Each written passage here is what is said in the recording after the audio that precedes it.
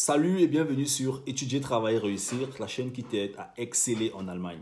Alors ici le focus, c'est aujourd'hui je vais t'entretenir sur 3 points exclusivement et extrêmement importants si tu aimerais progresser en Allemagne, que tu sois en Afrique, tu aimerais venir ici. Et si tu es déjà sur le territoire, tu es étudiant, tu es en train d'entrer dans le monde professionnel, bien tu es en train de commencer ta carrière, écoute absolument ces 3 points. Ce sont des points que j'ai dérivés de mon expérience personnelle et que je mets absolument à ta disposition pour que tu puisses grandir sur le territoire, pour que tu puisses briller. C'est extrêmement important.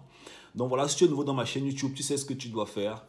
Tu t'abonnes, tu actives la cloche pour ne plus manquer mes prochaines vidéos et tu vas dans la barre de description, j'ai mis un lien qui va te permettre en fait d'accéder au chemin du succès 1.0. C'est un programme en fait de coaching que j'ai mis sur pied pour te booster, te challenger, te permettre en fait de grandir rapidement et de faire en peu de temps ce que beaucoup de personnes font en plusieurs années en Allemagne. Alors, quels sont ces 3 points qui sont extrêmement importants? Ce que tu dois comprendre, en fait, je vais te raconter une petite histoire. Ce que tu dois comprendre, c'est que quand la plupart des personnes arrivent en Allemagne, on quitte de l'Afrique, on arrive en Allemagne et on vient se chercher. On vient se chercher, ça peut être en tant qu'asylant, ça peut être en tant qu'étudiant, ça peut être en tant que travailleur, peu importe. Et pendant ce mouvement, pendant ce déploiement d'énergie pour venir en Allemagne, il y a certaines choses en fait qu'on oublie. Certaines choses en fait qui ont été mises dans notre cerveau en tant qu'Africain depuis qu'on est tout petit.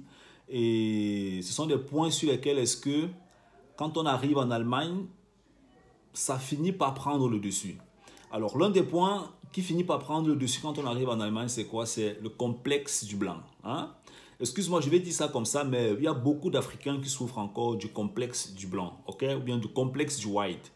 Et ça a des répercussions, que ce soit pendant les études, ça a des répercussions dans la vie sociale, ça a des répercussions même en entreprise. Ce qui fait qu'à un moment donné, si tu es toujours un peu complexé, tu vois, tu risques de ne pas grandir sur le territoire. Donc le premier point, il faut décomplexer en fait ton cerveau. C'est extrêmement important. Et ce point en fait joint immédiatement une attitude, une habitude en fait qui est intéressante, c'est la confiance personnelle. Alors écoute-moi vraiment bien dans cette vidéo parce que si en Allemagne, et vraiment si en Allemagne, si tu n'arrives pas à développer ta confiance, si tu n'arrives pas à croire à ton potentiel, si tu n'arrives pas à toucher cette force qui est au fond de toi, tu ne pourras pas te développer pendant les études et même dans le monde professionnel. Pourquoi? Parce qu'en entreprise, tu connais ce que c'est. En entreprise, ceux-là qui grandissent en entreprise, ceux-là qui progressent en entreprise, ce sont ceux-là qui ont confiance en eux, qui savent de quoi est-ce qu'ils sont capables et qui n'ont pas le complexe du blanc. Je connais beaucoup de personnes en Allemagne qui parfois ont eu peur d'aller poser des questions à leur chef, d'aller demander une augmentation de salaire, tu vois, parce qu'ils se demandaient, est-ce que je mérite une augmentation de salaire? Est-ce que je mérite qu'on me donne 200-300 euros de plus? Oh, ça fait longtemps, on m'a employé, l'entreprise m'a déjà fait un cadeau en me donnant un poste de travail et tout. Non. Et c'est à ce niveau que la confiance personnelle prend place, parce que c'est une question de compétence. Ce n'est pas une question de que parce qu'on t'a employé, ça fait 4 ans, 5 ans, ton salaire n'a pas augmenté, on t'avait rendu un service. Non, c'est extrêmement important, la confiance personnelle. Tu as un manque de confiance personnelle, il y a beaucoup de choses en fait qui risquent de ne pas progresser dans ta vie en Allemagne. Donc c'est extrêmement important. Travaille ta confiance personnelle, va sur Amazon, il y a des livres en fait, tu cliques, tu achètes ces livres qui vont te permettre en fait de booster ta confiance personnelle. Et j'ai connu aussi plusieurs étudiants comme ça qui, suite à un manque de confiance personnelle, n'arrivent pas souvent à pouvoir se vendre pendant les rendez-vous d'embauche en entreprise et voilà, pendant le processus d'emploi. Et c'est la raison pour laquelle on va tomber immédiatement dans le deuxième point, Le deuxième point, c'est se vendre. Tu dois savoir te vendre.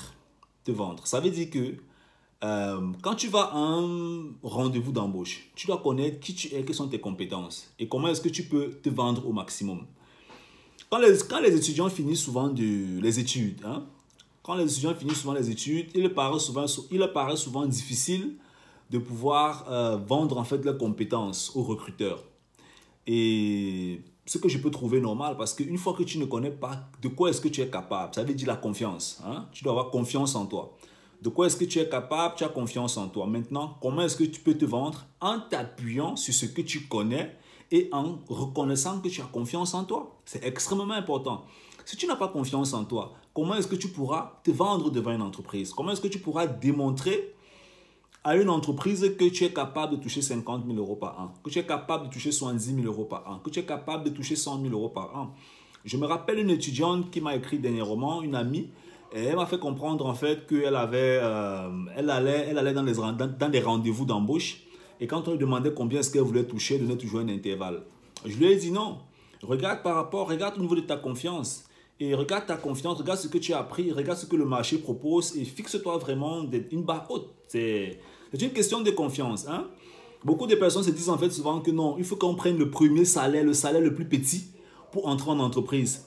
Parce que le salaire le plus petit quand on entre en entreprise, c'est un salaire, voilà, c'est la première entreprise, le salaire est bas, ça te permet d'entrer directement dans l'entreprise. Ok, ça c'est une solution, ça c'est une méthode, mais quand tu as confiance en toi, quand tu sais de quoi est-ce que tu es capable, quand tu connais te vendre, connais ce que tu as appris à l'université, les compétences que tu as eues, et ainsi de suite, tu es capable de demander un peu plus que la moyenne quand tu démarres ta carrière. Tu es capable de demander un peu plus. Et je vais te raconter une histoire. Il y a même des entreprises où tu vas aller dans ces entreprises. Si l'entreprise est prête à payer peut-être 50 000 euros par an, toi tu viens de demander 30 000 euros par an, c'est possible qu'ils ne te recrutent pas. Parce qu'ils vont se dire que mais celui-ci, pourquoi est-ce qu'il demande aussi peu d'argent? Il n'a pas confiance en lui. Ça veut dire que dans l'entreprise, en termes de développement, en termes de croissance, tu auras un manque de confiance, ce qui fait que les autres collègues vont te faire pression. Or, l'entreprise, c'est un peu comme une sorte de jungle. C'est un peu comme une jungle. Ça ne veut pas dire que tu vas, ça veut pas dire qu'on bagarre en entreprise, non. Mais ça veut dire que en entreprise, tu dois être capable de t'imposer. Tu dois être capable de t'imposer. Et pour t'imposer, tu dois être capable de dire oui ou non à tes collègues à certains moments donnés. Et ça passe par quoi? Ça passe par la confiance personnelle. Et parce que tu connais tes capacités, tu connais qui est-ce que tu es. Et c'est extrêmement important.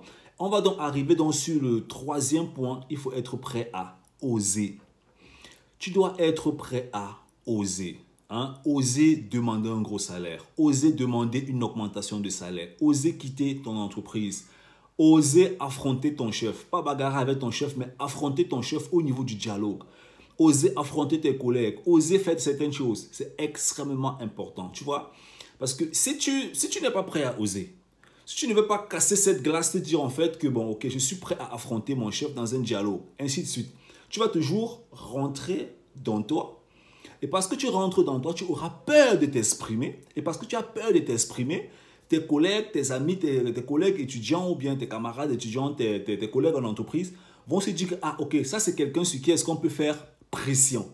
Et s'ils font pression sur toi, qu'est-ce que ça va faire? Ça va, avec le temps, ça va te faire rentrer dans toi. C'est comme ça que tu peux développer en fait des dépressions. Donc, la confiance, savoir se vendre et être prêt à oser. Ce sont des 3 techniques que moi j'ai pratiquées en Allemagne et que je pratique toujours dans tout ce que je fais et qui me permettent de progresser. Donc, laisse-moi dans les commentaires la technique que tu penses en fait intéressante. Est-ce que c'est la confiance? Est-ce que c'est se vendre? Est-ce que c'est oser? Qu'est-ce que tu trouves assez intéressant et quelle est celle que toi tu penses appliquer dans ta propre vie ou bien celle que tu appliques déjà dans ta propre vie? C'était Lofogus, on se voit dans les prochaines vidéos. Bye bye.